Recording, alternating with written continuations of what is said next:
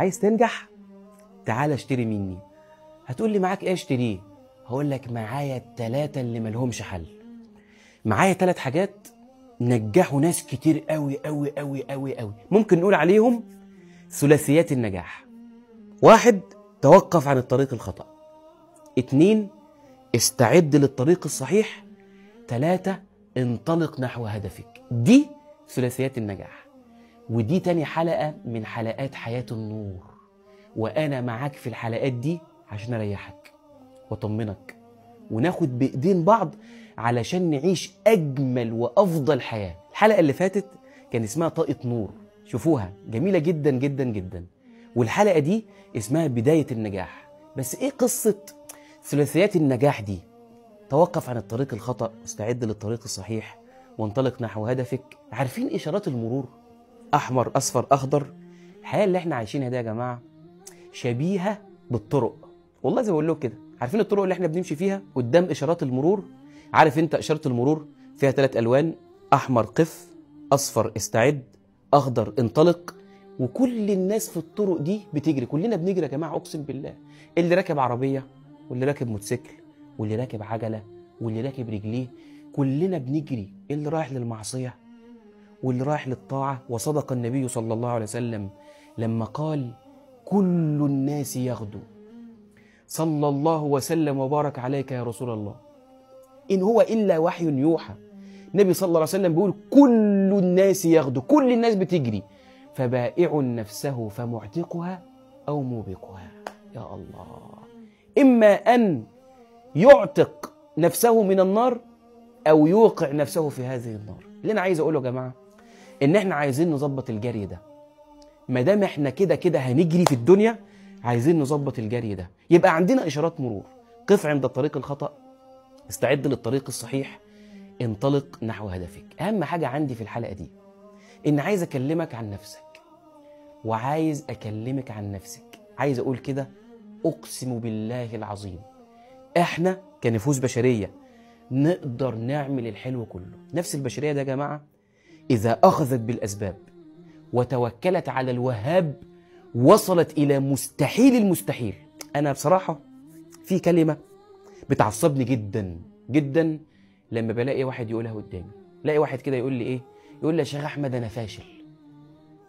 أنا فاشل. أنا أكلمكم بصراحة، أنتوا عارفين الفشل ده، دي وجهة نظري، مش عارف أنتوا ممكن تتفقوا معايا أو لا، بس أنا شايف الفشل كده. يعني أنا شايف الفشل ده وهم لا وجود له إلا في عقول اليائسين والقانطين.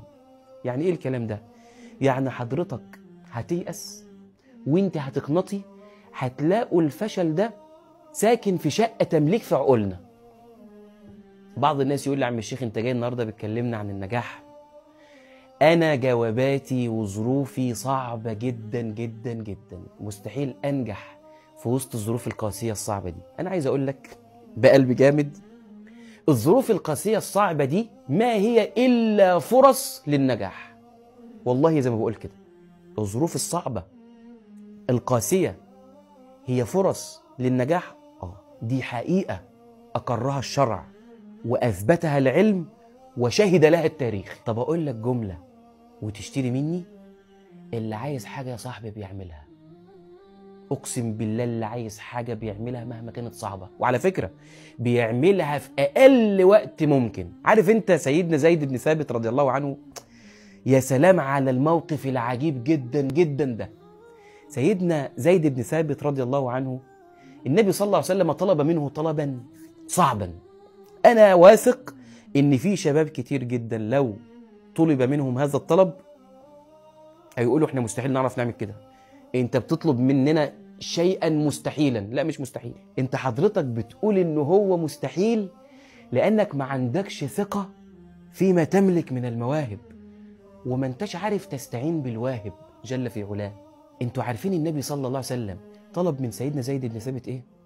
طلب منه أن يتعلم لغة صعبة اسمها اللغة السريانية في 2 أسبوع فقط.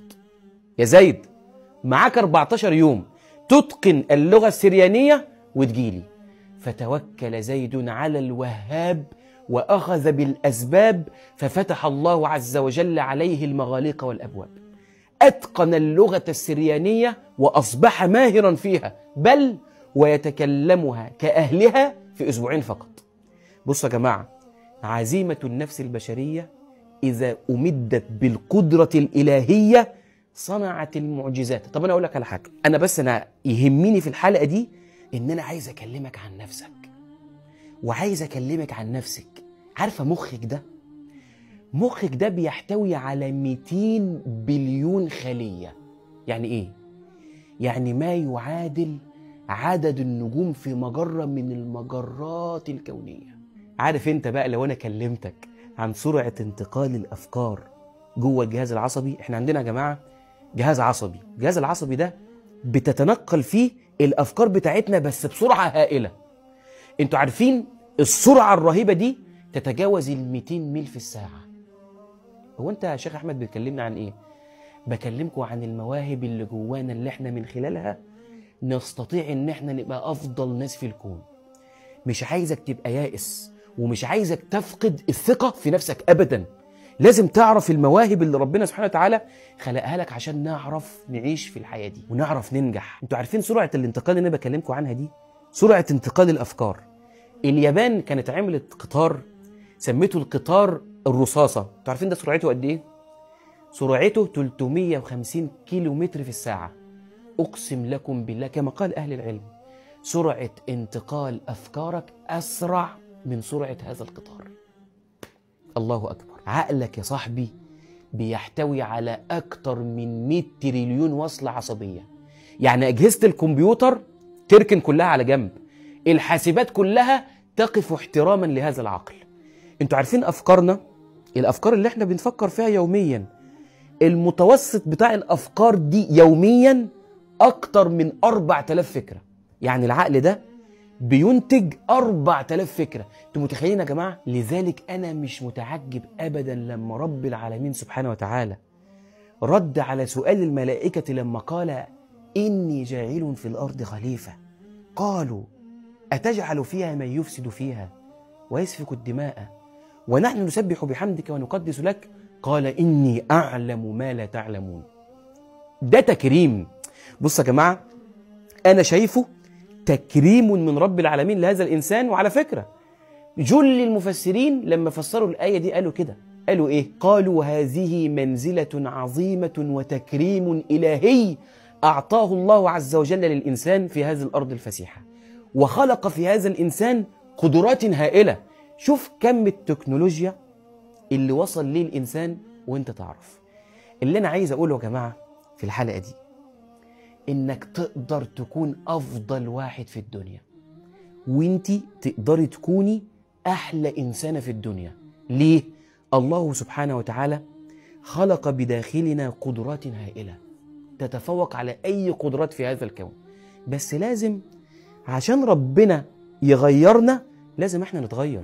ربنا قال كده إن الله لا يغير ما بقوم حتى يغيروا ما بأنفسهم. وعشان تتغير يبقى لازم 3 حاجات: تتوقف عن الطريق الخطأ، تستعد للطريق الصحيح، تنطلق نحو هدفك. طب ايه هو بقى الطريق الصحيح اللي احنا بقى هنستعد له؟ ده اللي احنا نعرفه في الحلقة الجاية ان شاء الله. وزي ما قلت لكم في الحلقة الأولى، مستحيل اشتغل لوحدي في الحلقات دي، لازم تساعدني يا صاحبي. طب هتقول لي اعمل ايه؟ هقول لك شارك وشير، يمكن غيرك يتغير. بحبكم في الله، سلام عليكم.